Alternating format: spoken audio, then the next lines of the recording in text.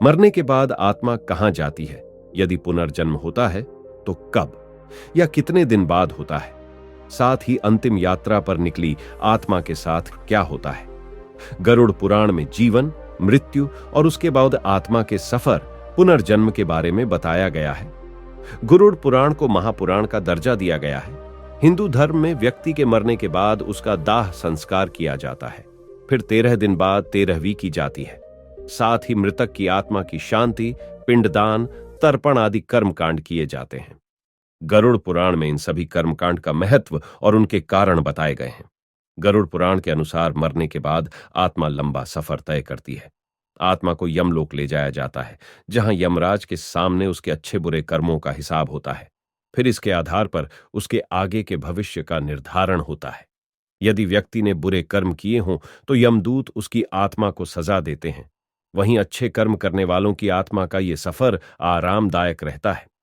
गरुड़ पुराण के अनुसार यमराज तक पहुंचने के लिए आत्मा को करीब 86,000 योजन की दूरी तय करनी पड़ती है। गरुड़ पुराण के अनुसार व्यक्ति के कर्म के आधार पर ही उसके पुनर्जन्म का निर्धारण होता है। पापी व्यक्ति की आत्मा को नरक में भेजा जाता है। वहीं पवित्र और पुण्य आत्मा को तो जन्म मृत्यु के चक्र से मुक्ति मिल जाती है और स्वर्ग में स्थान मिलता है। जब व्यक्ति की आत्मा अपने कर्मों के हिसाब से सजा भुगत लेती है तो उसे दूसरा जन्म मिलता है। अगला जन्म किस योनि में मिलेगा, इसका निर्धारण कर्मों के आधार पर होता है। गरुड़ पुराण के अनुसार पुनर्जन्म मृत्यु के 3 दिन बाद से लेकर 40 दिनों के अंदर हो जाता है।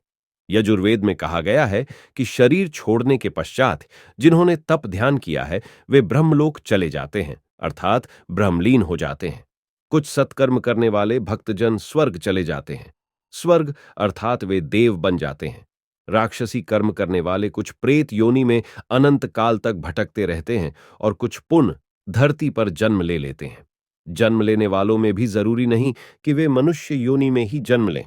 गति कई प्रकार की होती है। प्रेत योनि में जाना एक दुर्गति है।